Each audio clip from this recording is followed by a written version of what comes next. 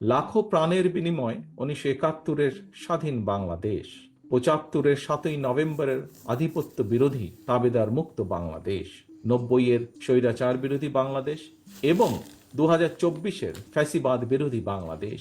বাংলাদেশের ইতিহাসের এমন প্রতিটি বাঁকে মানুষ কেন অকাতরে জীবন দিয়েছিলেন? কি ছিল এই শহীদদের স্বপ্ন? তারা কেমন বাংলাদেশ চেয়েছিলেন? একজন রাজনৈতিক কর্মী হিসাবে এসব প্রশ্নের জবাব খোঁজার জন্য 54 বছর সময় খুব বোধহয় কম সময় নয়। এজন্যই আমি মনে করি শুধুমাত্র শহীদদের আত্মত্যাগকে শ্রদ্ধার সঙ্গে স্মরণের মধ্য দিয়েই রাজনৈতিক কর্মী বা নেতা হিসাবে আমাদের দায়িত্ব বোধহয় শেষ হয়ে যায় না। শহীদদের স্বপ্নের বাংলাদেশ প্রতিষ্ঠার মাধ্যমেই কেবল আমরা তাদের সুমহান আত্মত্যাগের প্রতিদান দেওয়ার চেষ্টা আমরা করতে পারি। প্রিয় রাজনৈতিক সহকর্মী এবং ভাই বোনেরা, বাংলাদেশের 54 বছরের ইতিহাসের সবচেয়ে দুটি গুরুত্বপূর্ণ অর্জন যদি আমরা এভাবে দেখি: 1, 1971 সাল ছিল বাংলাদেশের স্বাধীনতা অর্জনের।